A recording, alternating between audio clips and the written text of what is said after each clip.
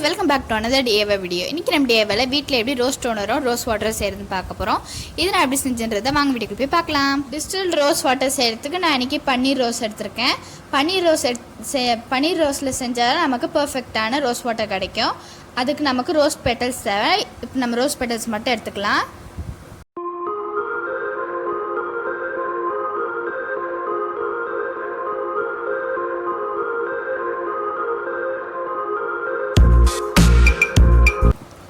நீங்கள் நல்ல ஒரு அகலமான பாத்திரம் யூஸ் பண்ணிக்கோங்க.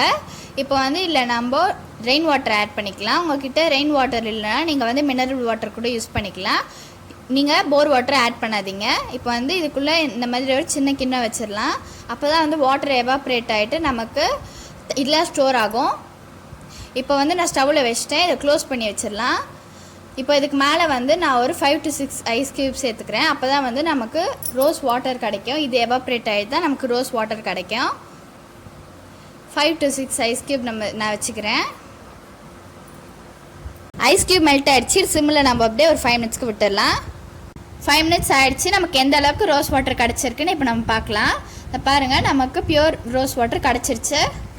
பாருங்கள், நமக்கு ரோஸோட கலர் நல்லாவே சேஞ்ச் ஆகிருக்கு. இதான் நமக்கு பியூரான ரோஸ் டோனர். இப்போது இந்த டோனரை நம்ம வடிகட்டி எடுத்துடலாம். இந்த ரோஸ் டோனர் நம்ம ஃபேஸ்க்கு யூஸ் பண்ணிக்கலாம். ரொம்பவே நல்லாயிருக்கும். இந்த ரோஸ் டோனர் நம்ம ஃப்ரிட்ஜில் வச்சு ஸ்டோர் பண்ணுறப்போ 2 weeks இருக்கும். நம்ம இதை வச்சு ஸ்டோர் பண்ணலாம். 2 weeksக்கு அப்புறமா யூஸ் பண்ணாதீங்க. இதை நீங்கள் தேவைப்படுறப்போ எப்போ வேணாலும் செஞ்சு எடுத்துக்கலாம். நமக்கு நம்மளோட பியூர் ரோஸ் வாட்டரும் அதுக்கப்புறமா ரோஸ் டோனரும் கிடச்சிருச்சு.